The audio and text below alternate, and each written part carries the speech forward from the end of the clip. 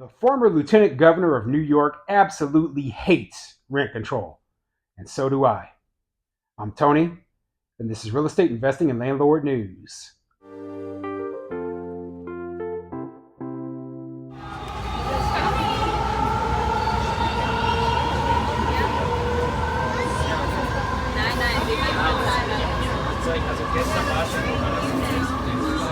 All right, so I have an interesting article for you today, and it's an opinion piece by the former lieutenant governor from the state of New York. Now, obviously, she would have a lot more of the intimate knowledge of why rent control is an absolute disaster than I would. So that's why I wanted to bring this article to you, because she goes over the details, says exactly why it doesn't work. And it's not surprising. It's not surprising at all to see that, hey, a person who is actually in charge of the state of New York sees the flaws in the system. I mean, I see the flaws too, but I see it from an outsider's perspective. That's why I like to bring up some of these opinion pieces every once in a while, just to kind of say, hey, it's not just people from the outside looking in who think this is dumb. People who were on the inside, they were like, man, this is a disaster. This is an absolute disaster. And I hope that this doesn't spread to anywhere else throughout the entire country, okay? So before I get into the article, go ahead, hit the like, subscribe button, maybe leave a comment down below and let me know what you think. So do you think that rent control is a disaster? Do you believe that it actually is helping tenants? Do you think that long term that it will actually have the positive effects that they claim that it will have? Now, obviously, since this is a landlord channel, I am 99% sure that the grand majority of people watching this video will agree with me and say, man, that is probably the single policy out of all of the laws out there when it comes to landlord and tenant laws that is the absolute most destructive to housing. Okay, absolute most destructive, hands down. But anyway, let's get into this article. This article is coming from the longviewNewsJournal.com, and it says, McCarthy, don't let rent control spread. And like I said, this is a article by the former lieutenant governor of New York. Her name is Betsy McCarthy. I hope I'm pronouncing that name right, but she brings up some excellent points that I've mentioned many times and a few points that I've never even considered. But anyway, let's get into it. America's renters, more than one-third of the nation's households, are in for trouble.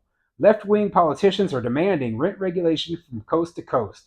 Wherever it is adopted, the result will be a disastrous reduction in the rental housing supply, leaving renters desperate for places to live. New York City is the poster child for failures of rent regulation. The U.S. Supreme Court is mulling a challenge to the constitutionality of the city's rent regime. Whatever the justices decide, the public needs to consider less destructive, more targeted ways to help low-income people pay for housing. The court of public opinion needs to consider these facts. Yeah, and I covered the fact that landlords, they lost one of the Supreme Court. They lost, basically they didn't lose, but the Supreme Court decided not to hear one of the cases against rent control. And there still are a couple more that are going through the court system right now. So I mean, it's not over. It's never over till it's over. And as long as we don't give up, it's not going to be truly over. But, things aren't looking good as of right now. Fact number one, rent regulation isn't targeted to the poor. In New York City, there's no means test. What you need is luck or connections. The mean income of a rent-stabilized apartment dweller is $47,000. But census data shows that tens of thousands of them earn more than $150,000 a year. Some occupants use what they're saving on rent to pay for a weekend place in the Hamptons or New England. The polls don't object, a sure sign they're calling for rent regulation to help themselves politically, not the poor. And this is a fact that I brought up many times. It's not means tested, which means that you could literally be a doctor making $500,000 or $600,000 a year and have a rent-controlled apartment. Now, what kind of logic is that? It's idiotic. It's absolutely idiotic. And yeah, a lot of people are going to say, well, the majority of people who are under rent control, they don't make that much money. I was like, it doesn't matter, right?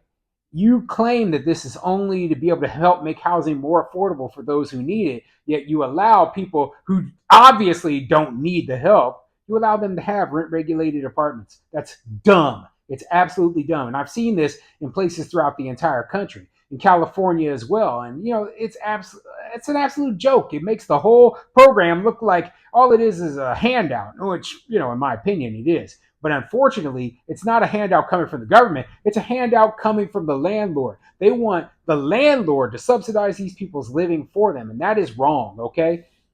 In New York City, 44% of rental apartments are regulated by the Rent Guidelines Board, which sets the maximum amount landlords are allowed to raise the rent. Those limits apply to all buildings of 6 or more units built before 1974.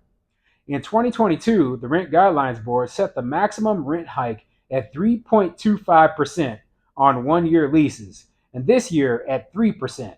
Never mind that last year, fuel costs to heat the buildings soared 19%, and overall inflation hit 8.3%.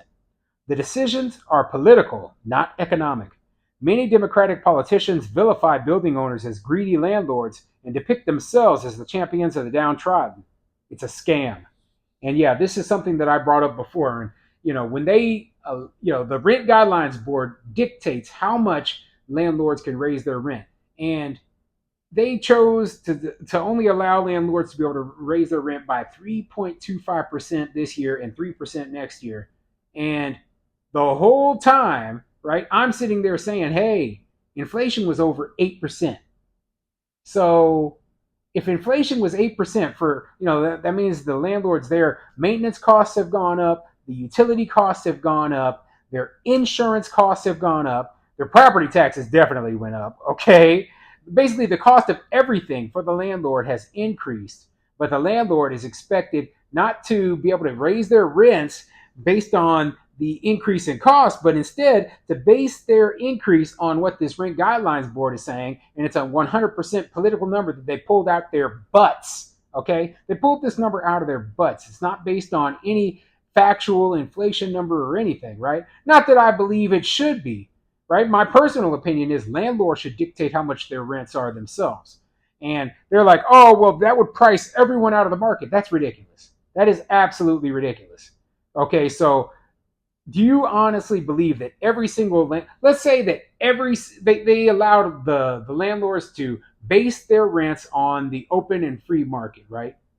And landlords, what they say is, oh, landlords would instantly double their rents, like increase the rent like by 100%. But the one fact, and this is a fact, okay, that they never ever talk about is, well, what if there aren't enough tenants who can pay these higher rents?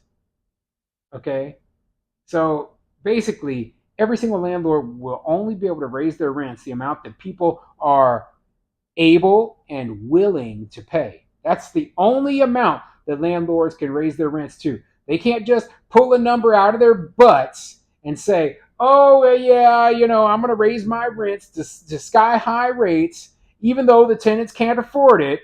And no, you can't raise your rates higher than what people can afford. That is like, they don't seem to understand that. It's like they think that, oh, well, we'll raise their rates to that, and then we'll just have to pay them that. I'm like, no, if you only make $2,000 a month, right? You can't pay more. Even if you paid 100% of the money you made a month, you can't pay $3,000 a month. So your apartments and your rental units would be sitting empty if you charge too much rent. So my basic point is that there is an amount where the market, will dictate how much the rents are, but that amount, it might be higher than what they're paying right now, but there's still a limit to how much these landlords would be able to increase their rents. And that is a very important factor, okay? It's the one thing that will dictate why the rents won't just shoot. Every apartment in New York won't be $10,000 a month after rent regulation is removed. In fact, prices may go down in some places because of the market, the free market being allowed to dictate how much the rent prices are. Fact number 2, winners and losers. The winners are the lucky few with rent-regulated apartments and the poles who count on an army of tenant activists to turn up at the polls. The losers are the 56% of renters who don't score a rent regulated apartment and have to scour neighborhoods for an unregulated price they can afford. They're paying more. Why? Because regulation causes some landlords to walk away, reducing the overall supply of apartments. The laws of supply and demand mean rents go up. New Yorkers in unregulated apartments are paying the highest rents in the US for a one bedroom apartment. They are the real victims, and they should be furious. Yet the left wing press pretends rent control only offers only benefits. The New Republic warns that the Supreme Court challenge threatens laws that have benefited the city's tenants for generations. Sorry, untrue. Only some tenants, and not always the neediest. Yeah, and that's a point that I don't bring up very much, right? But the majority of the apartments in New York are not under rent regulation. It's a small majority, right? And like she said right there, 44% of the units in New York are under rent regulation. The other 56% are not under rent regulation. And the 56% pay the highest rents in the entire country. Okay? And that is caused by the fact that essentially, you know, due to supply and demand issues, right? The rents are driven up on the unregulated units. The regulated units, the people almost never give them up. They live in their units for their whole lives. They'll be in a rent regulated place for 30, 40 years. Meanwhile, the unregulated places, the prices are super high because they're super competitive. And they're on the open market, and there's not enough units in New York for the number of people who want a unit. That's the other reason why, like if you don't have enough supply and you have extremely high demand, well, prices are going to be super high. And fact number three, the Marxist fantasy that rent regulation will help the poor is spreading across the US and Europe as well. Maine and Minnesota have enacted laws allowing municipalities to impose rent regulations. In November 2024, California voters will be asked to approve a proposition allowing local governments to add additional restrictions to the state's existing rent caps. And yeah, it's spreading.